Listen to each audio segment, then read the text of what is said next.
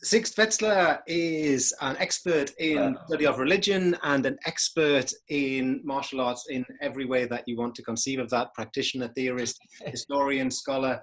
And we are talking now at the end of the 2020 Martial Arts Studies Conference, which was originally meant to be in Marseille, but has gone online. So Dr. Wetzler, how are you? Hello, Paul. I'm fine. I'm very fine. Hope you're fine too. So I'm fine. I want to talk about religion and martial arts now. So in in your presentation, you talk about a wide number of concepts of religion that, whenever anyone says religion, there are so many different concepts of it and so many different definitions of it.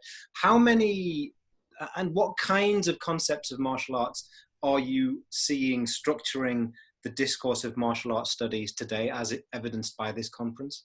You mean religions? How many concepts of religions? Yeah. Sorry. I guess there's two main strands, two main ideas about religion that are also already structuring the title of the conference. Yeah? Because whoever made up the title, I don't know if it was you or your colleagues in France or whoever coined that, didn't decide to call the conference martial arts and religion, yeah? Or martial arts and spirituality, but martial arts and religion and spirituality. Yeah? And I think this binary of religion and spirituality, this is an idea that is in the background, obviously, of the minds of the people who are thinking about this.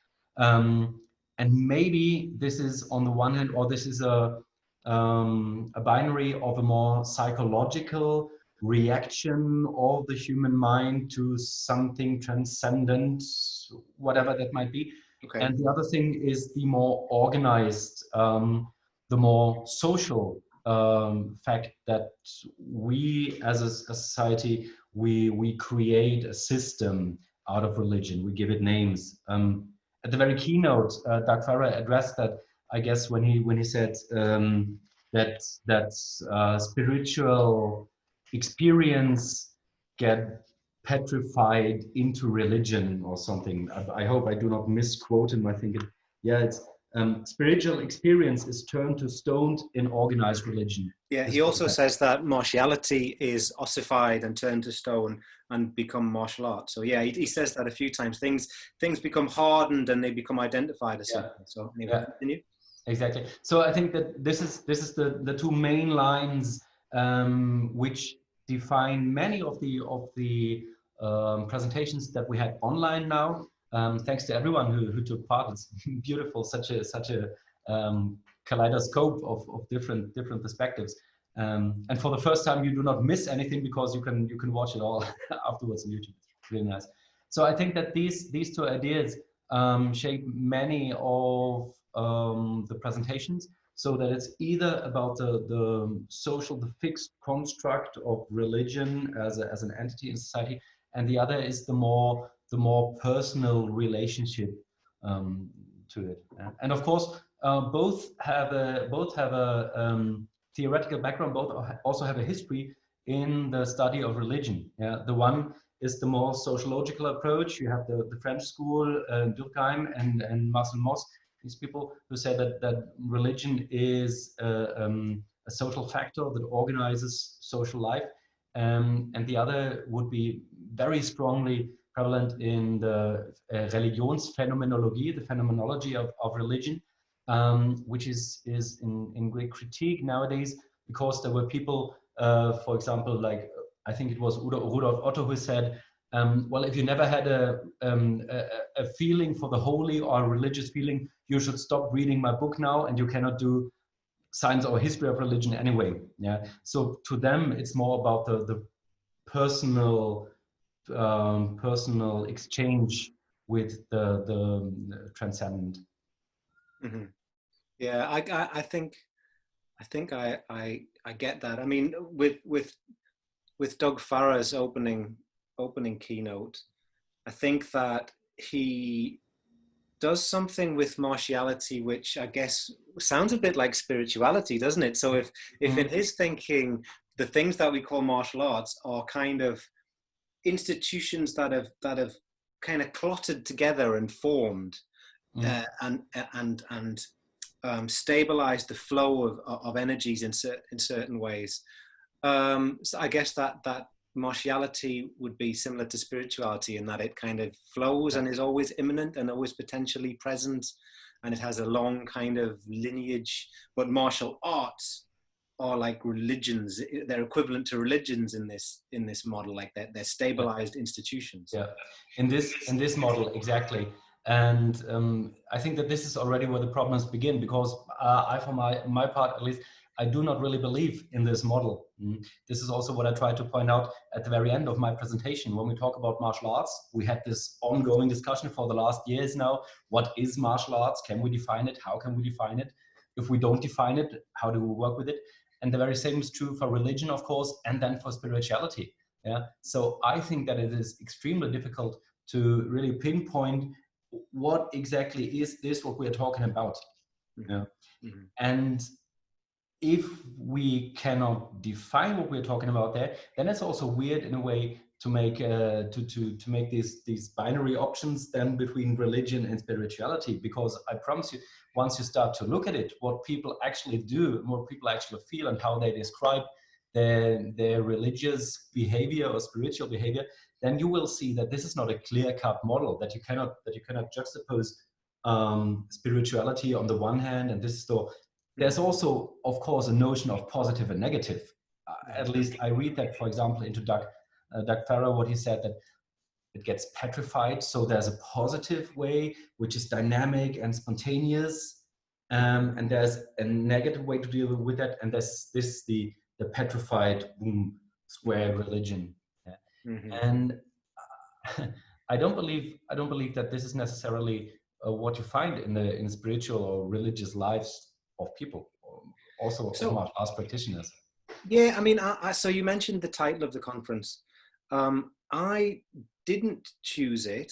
We did discuss it, but the other organizers, Professor de Graaf and Doug Farrar, and say maybe Laurent Gabriel, they were very clear that these were the three coordinates that they wanted. And I was thinking, well, that'd be cool. You know, it's always good to have a theme and to work it out. But I resisted it because I wanted to pluralize spirituality. I wanted it to be spiritualities, because it seemed to me like religion is a thing. And we discussed whether we should pluralize religion to religions. But to me, spirituality seemed like a much more nebulous thing. Like I was worried about, because I don't know what it is. I know what religion is because I know what it looks like, because it has the institutions and it has and it's a concept that I'm familiar with, and I was brought up with it, and I went to church, and I know. But spirituality, and it makes, I don't know, like what would be the concept of spirituality then that either you see at play in the work here, or that you would want to kind of advocate for? I mean, I have my own non-religious studies kind of take on it, but I want to hear yours first. My take on it, this is based on the Tübingen School of History of Religion, where I was brought up in a way. Would be the one that I presented also, or in my presentation, the one by Thomas Luckmann. Yeah, that this distinction is not necessarily helpful, and that probably you shouldn't make it at all. Yeah. What you're saying now, you were just repeating in a way what I said before. You said I was brought up, I was going to church, so I know what religion is, but what is spirituality? And I rather would want to use the term religion as a huge umbrella term for all this field, because within this field, these phenomena are so distinct on one hand, and also so overlapping, and there are so many of them. Yeah, that tearing apart this whole wide field now into two distinct entities, I think that wouldn't work, because there are many more. Yeah, and so many more that probably it's better to subsume them all as I said, one field that is worth looking at. And Thomas Luckmann, what he said with the shrinking transcendence, expanding religion, I think that he would classify much of what probably many of the speakers of our conference would classify as spirituality Luckman would say, yeah, well, this is the shrinking transcendence, exactly what I'm talking about. Yeah. So instead of having a fixed overlying religious system, it's more about my personal development, my own feeling, my meeting with these transcendence experiences. Okay. I mean, you said that the last time we talked, and you said that the kind of paradigm that was used in your religious studies education and training was really that you would use a kind of ideological analysis, like a religion is assumed to be an ideology in the kind of Max Weber sense of it's a material practice that produces beliefs and actions and types of subjectivity. So it's almost like sort of Althusser, sort of like it's just ideology. I mean, that we may or may not distinguish from other forms of ideology. Is it equivalent to any belief system? I think that this is true. True? This is the way that I would think about it, which doesn't mean that it has to be true, but this is my perspective. And yes, the problem is that the word religion comes of course from a European background and was coined within a European religious tradition. So superimposing it on other cultures is already where it starts to fail, and it must fail. This is something that when we're talking about now about the religion or the spiritual side of martial arts, when people think of martial arts as something Far Eastern very often, and then something Buddhist, something Zen Buddhist even. So sometimes when people who are practicing Buddhism in Germany, at least I know some people, when you will tell them, oh, your Zen Buddhist religion, no, this is not a religion, this is a philosophy. Yeah. So is Buddhism, is Zen Buddhism, is it a philosophy or a religion? Yeah. This is probably a little bit like asking whether an octagon is a square or a circle. Well, it's kind of both, but it's not. So we're using a term that comes from a European tradition to describe phenomena, social phenomena, ideological phenomena all over the world. And I think that this will be extremely difficult if we want to use it in an essentialist way. Yeah? If we want to define, okay, religion is this, and therefore we know that these Japanese guys, they also have religion because they believe this or that. That doesn't work.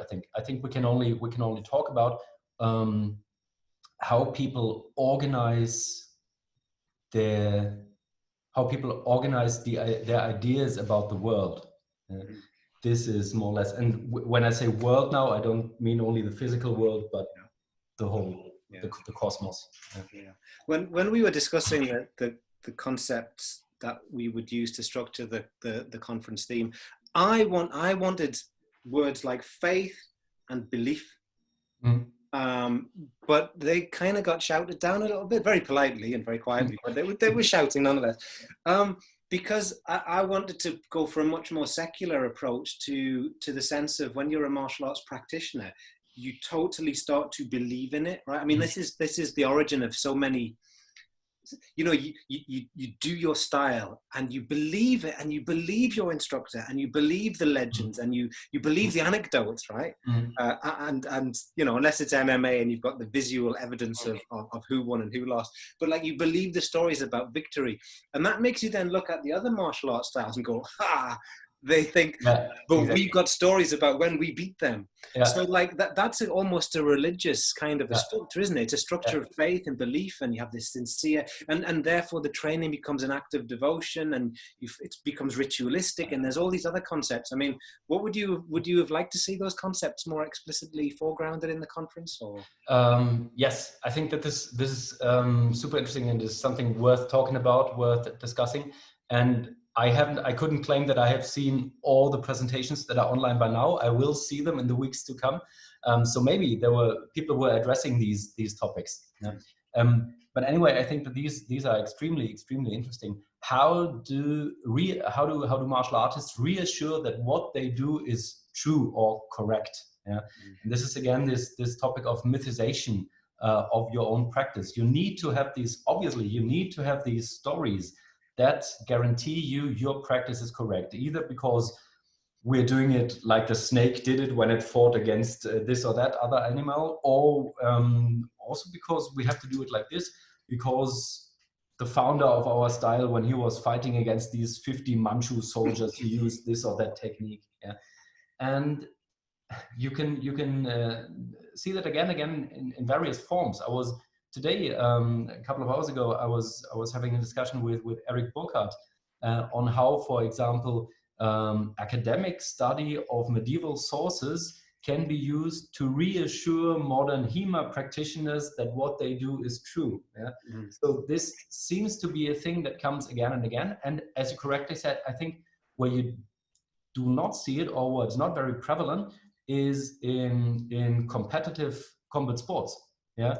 In boxing, usually you don't have a story. Yeah, we do the jab like this because when the lion was fighting the tiger, he did like. You don't have it because either you punch the guy or you don't. Yeah, so it's, you can test the truthfulness of your style immediately because what you're aiming for can be done in training as well. Yeah, you know what you're training for, and this is of course different.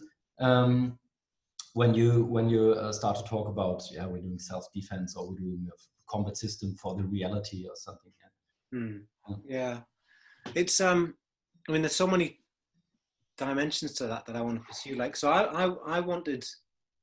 I was more interested in the idea of faith and belief because I guess a bit like the way that Doug Farrar wants to look for traces and sediments of martiality in so many forms of practice, and he wanted to see that deep history and that deep presence, or to shine a light that sees the potential presence of martiality.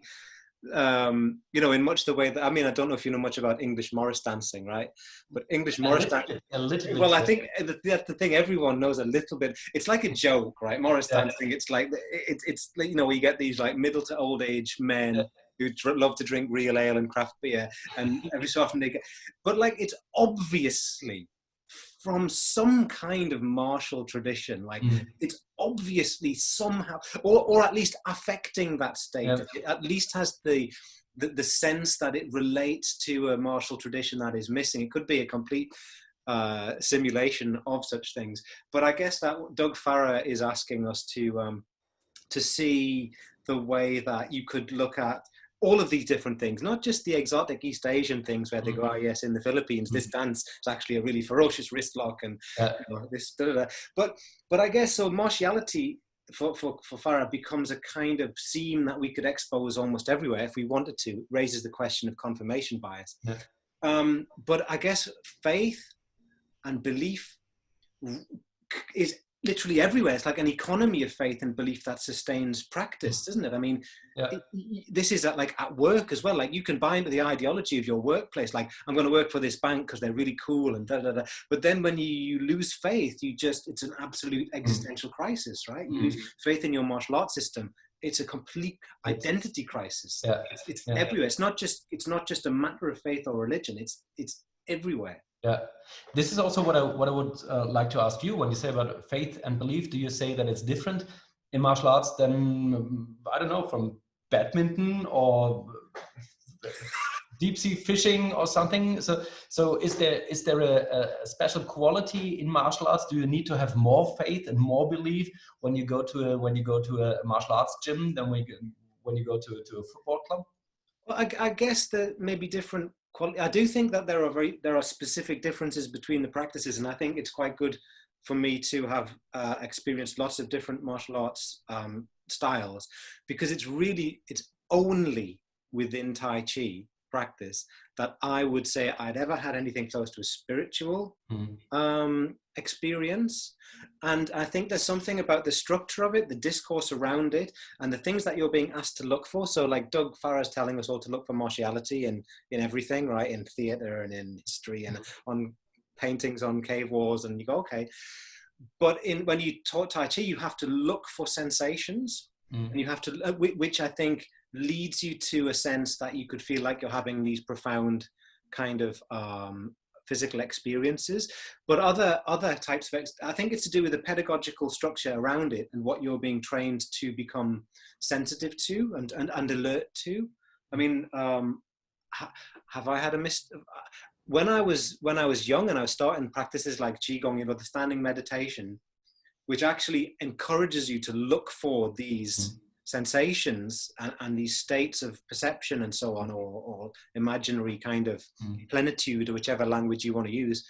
It encourages that. So it encourages a sense of spirituality. But like, and my instructor said to me a long time ago, he said he finds that the people who buy into the chi and the meridians and the life force and the cosmology, they go much further into the practice of Qigong. And I tried to believe it. And I was like, nah, I'll take the stretches, I'll go slow, I'll pay attention to my posture. But I'm sorry, I'm not going there, man. I have faith in the practice, but I'm not a believer. You know what I mean? I mean, do you find that in other?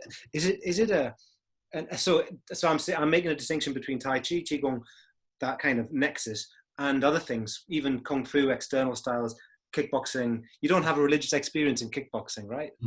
Unless they're making a Hollywood dramatization of your life. It depends how hard people hit you on the head. So you might. But what about in your experience of a range of, like, say, Filipino martial arts? Is that bound in with a discourse of spirituality or transcendence or stuff? It depends. I guess it depends on whom you ask.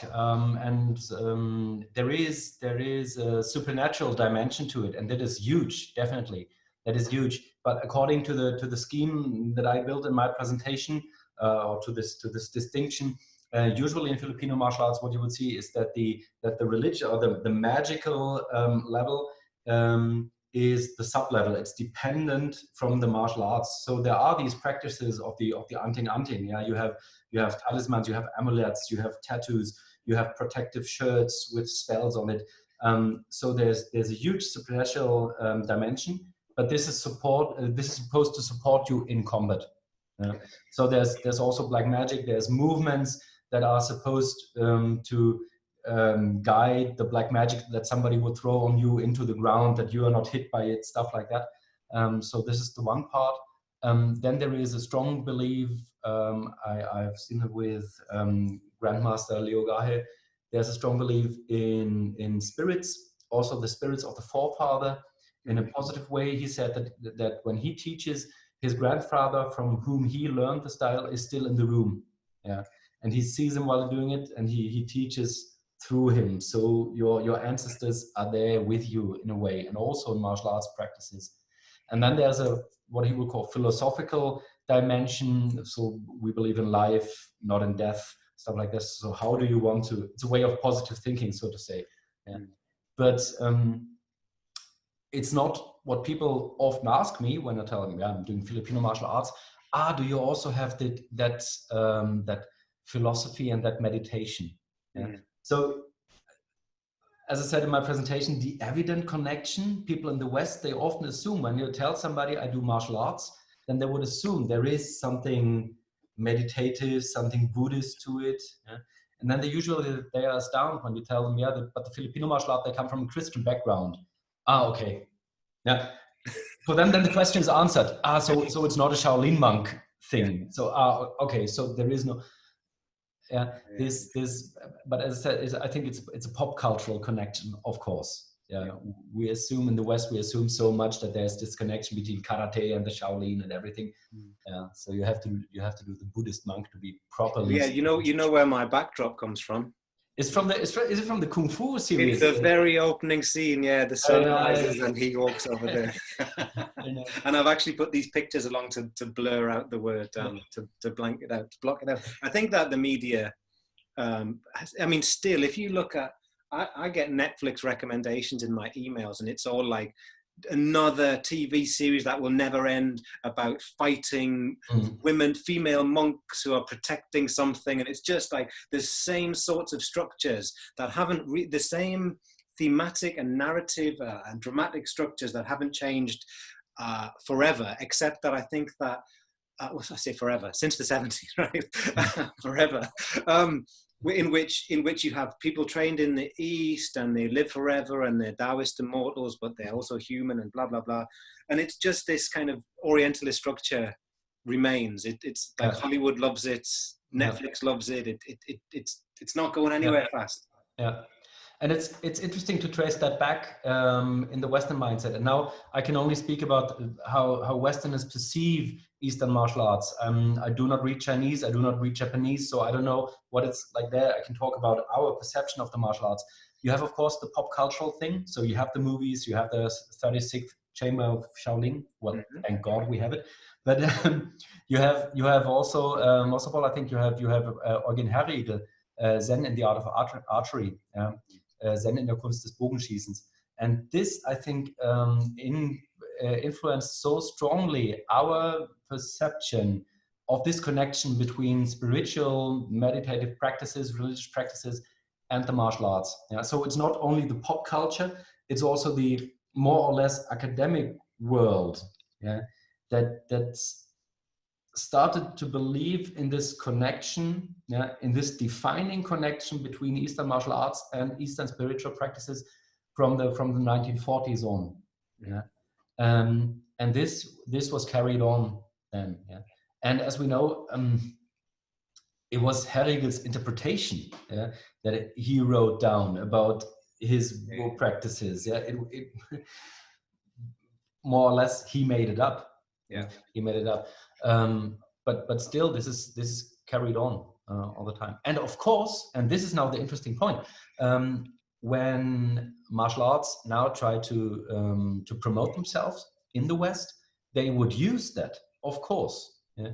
If you look at the homepages of the huge German karate associations or aikido associations or so, of course they would say that this is a spiritual discipline and it makes you a better person, and especially it will make your kids better persons. Yeah. This is always very important. Yeah. So bring us your kids, and then they will become more peaceful, and they behave better, and they be friendly, and they be happy with themselves. Blah blah blah. This is a perfect marketing tool, and I think this is one of the reasons why it's so strong in our perception, because this is what martial arts will tell you to sell themselves.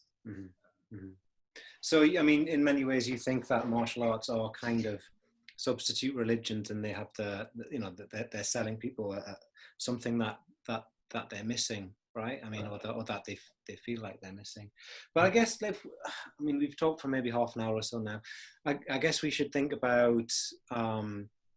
So it looked to me like Doug Farah's project is a search for some kind of conceptual, if not specificity or precision. He wants to define things, some concepts. So he identifies the notion of martiality, which is the trace of some kind of, I hesitate to say essence, but I wonder if he's essentializing something about martial arts. I mean, what do you think about the quest for conceptual precision here, or clarity? Can we take our concepts from religious studies or ideology critique, or are we forever going to be, so Doug Farah says, we're chasing a moving target all the time? I mean, is this just Derrida's différance, and it's just the problem that's the ontological problem of our relationship to the world, or is there?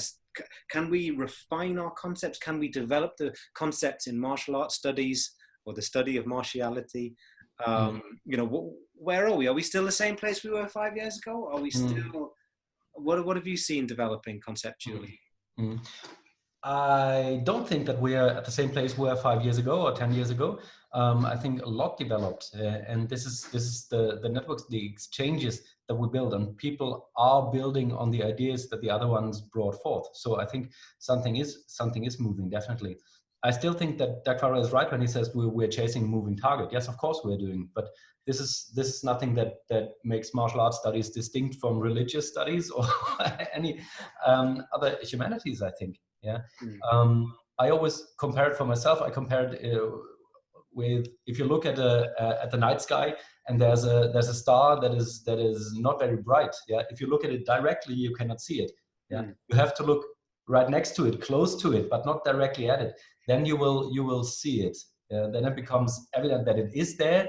But once you try to fix it, this is the star, then it disappears. And I think this is a little bit the same with our topics, with martial arts.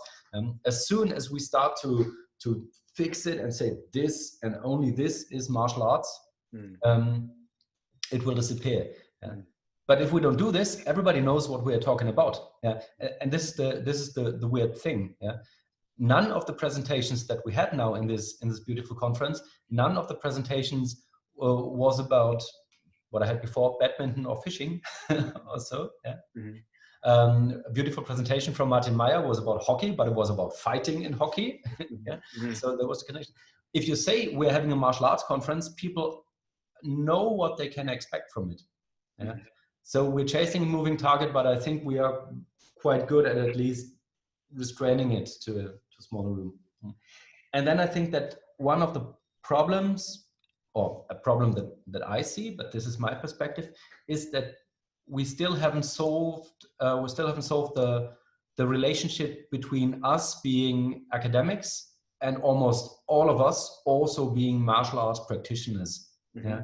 And for example, I noted down a quote from Mr. Almeida in his presentation, "The Energy Manifests Itself." He's talking about his fieldwork study of Tai Chi Chuan.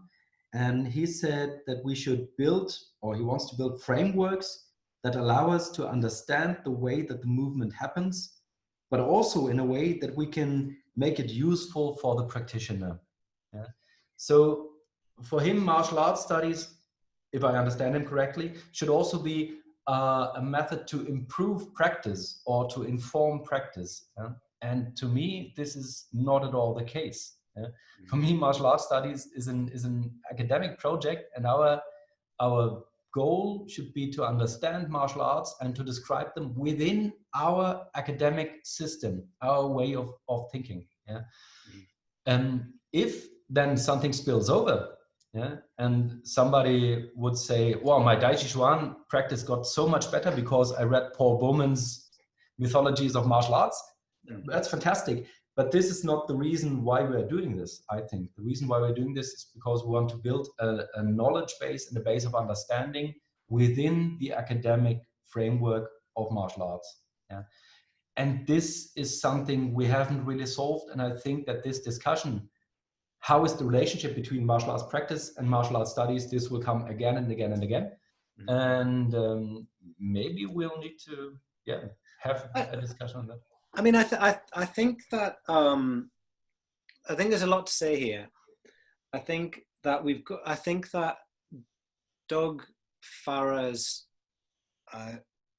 intention is really, really good. It's like, let's shake up our concept and see, and this concept of martiality that he really likes, and see what that enables us to see and enables us to think. And he sets it up at the very start of his lecture by talking about the term martial arts studies, which he sees an improvement on the term hopology. But I think that there's a confusion there, which is that, like, Doug Farah is an anthropologist, right? So he works always within the fields of anthropology. What anthropology needs is a paradigm, like it needs a question, it needs a driving question and a theory.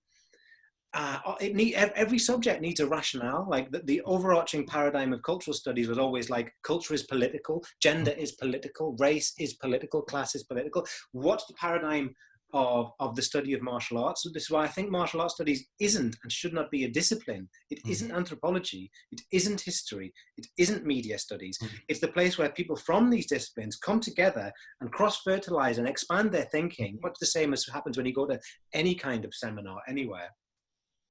But it mustn't become a sort of single disciplinary field with very defined kind of terms and concepts.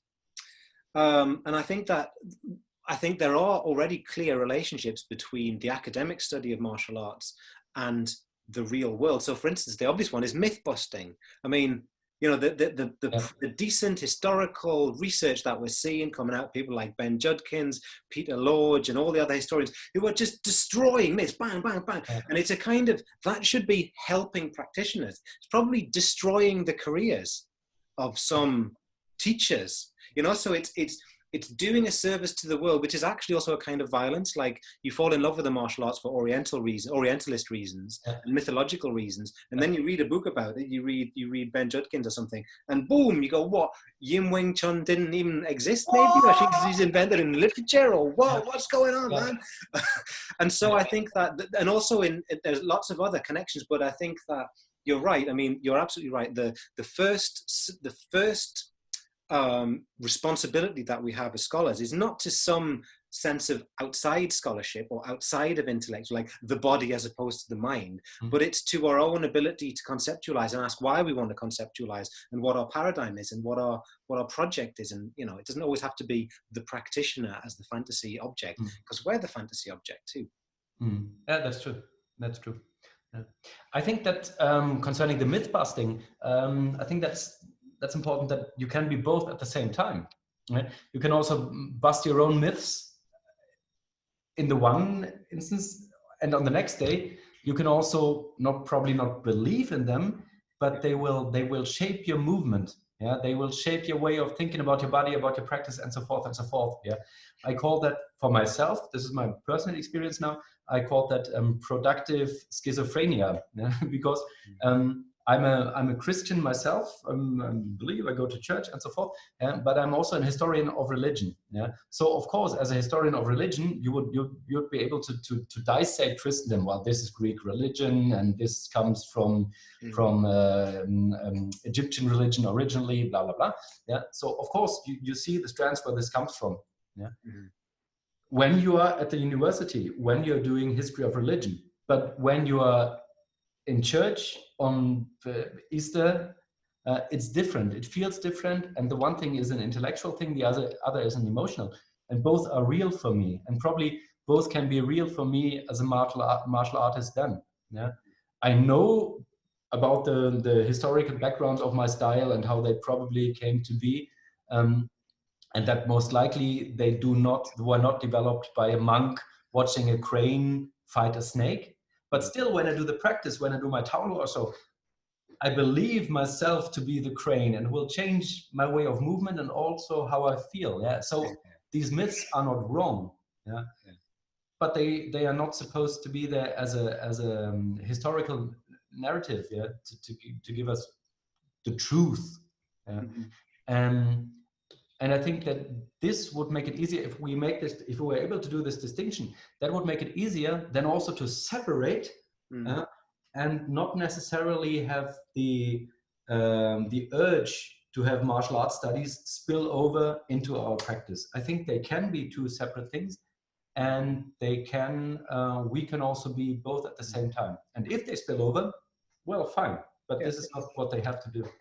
Yeah, I think I agree with you on that. I think, and the other thing, like, so Doug Farrar says, and when he said it, and I actually watched this bit twice, I thought this is not true. I thought this is a really he has a really idiosyncratic reading of Deleuze and Guattari, when he's written about this before, about the becoming animal, right, in martial arts.